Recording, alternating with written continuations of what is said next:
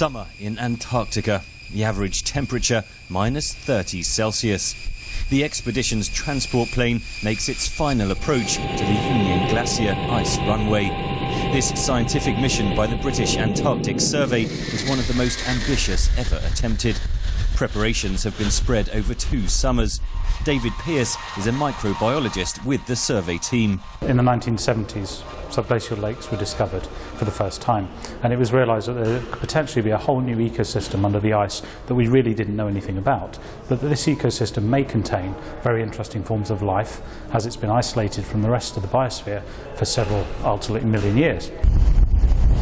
Just getting the equipment to the drilling site requires an extraordinary journey. 5 sea containers full of gear, 70 tons worth, have been flown in.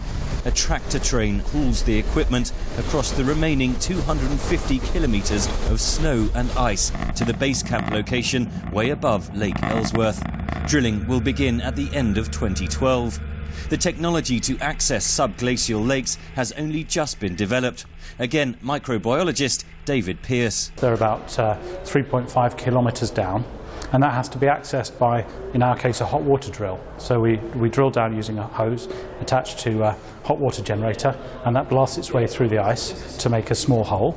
We then send down a probe, and we can bring back samples of water and sediment material. The Lake Ellsworth project coincides with the centenary of British explorer Captain Scott's mission to the South Pole. Using sleds, a few dogs and horses, Scott set out to become the first person to reach the pole. He was just beaten to it by Norwegian Roald Amundsen. All 5 of Scott's expedition party died on the return journey.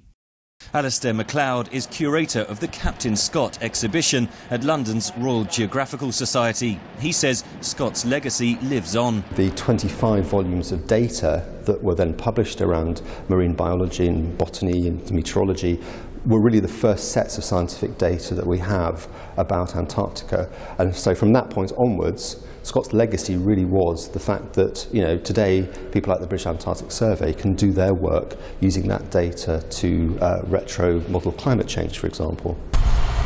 The technology may now be more advanced, but the scientists involved in the Lake Ellsworth project say the thrill of exploring the unknown continues to inspire